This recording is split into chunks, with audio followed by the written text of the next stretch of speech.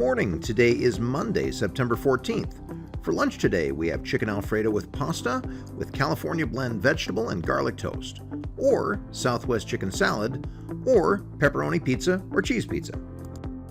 And speaking of school lunch, both school lunch and breakfast is free for all students who are interested during the year 2020. If you've noticed, there's not even a place to put your lunch number in anymore because you don't need it. 2020 has brought a lot of bad stuff so far. Here's a good one. Because there's been a little confusion on this point, we want to emphasize that you need to wear masks at all times when you're indoors. When you're outside, you can take it off if you're more than 6 feet from someone, but indoors, you've got to have it on the whole time. And while we're talking about masks anyway, remember that they need to cover both your mouth and your nose while you're wearing them. Otherwise, they won't keep us as safe as they could. And nobody has a birthday today, so you're going to have to find your own reason to celebrate.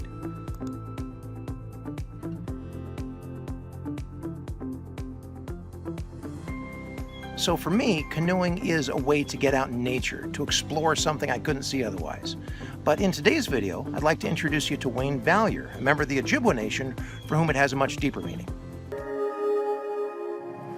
The Birchbark Canoe is the apex of our crafts, of our art forms in our region. Even our culture goes way back. We hunted, fished, gathered. Everything we did was out of the Birchbark Canoe. And in recent times, we've lost that culture. My name is Wayne Vallier, and my native name is Minogijik, and it means good sky. My clan is Muckwa, which is the bear. Oh yeah, this is a good one here.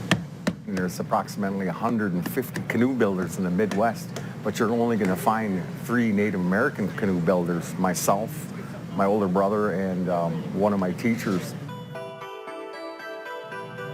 My teacher, Marvin Defoe from Redcliffe, came to our community when I was probably 11 years old, and he built a model Birchbark canoe one summer for some teachers. And by the time I was 16, I built my first Birchbark canoe.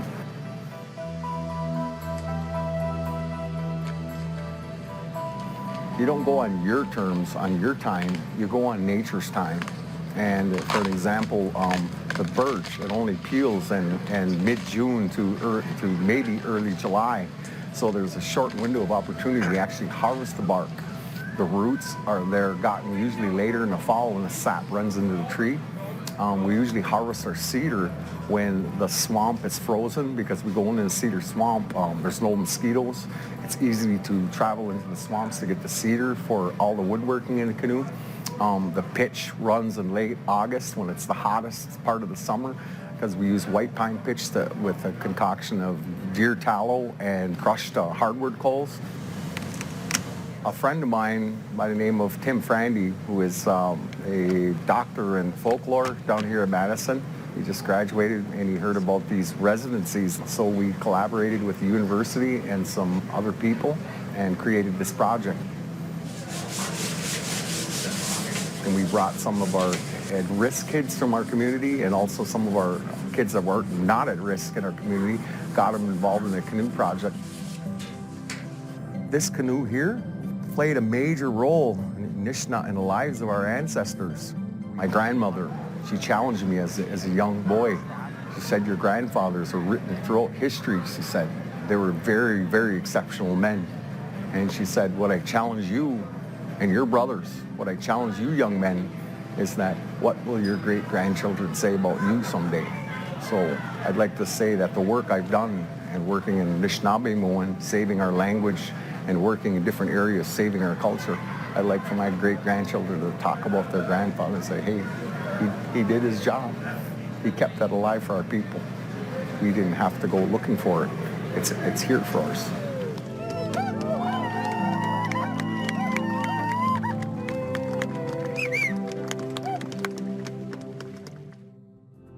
So a big takeaway I have from this video is the importance of looking to your roots, to your ancestors, to be able to find strength to get you through what you're doing right now. If you're native, this is pretty easy.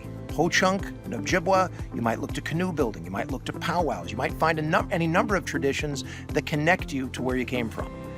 Now, if like me, you're not native, that might be a bit of a harder task. But What type of things does your family do that you enjoy? What traditions do you have that you sort of say, okay, I'm centered, I'm good? So whatever your background, look to your traditions to help you find strength for now. All right, you take care.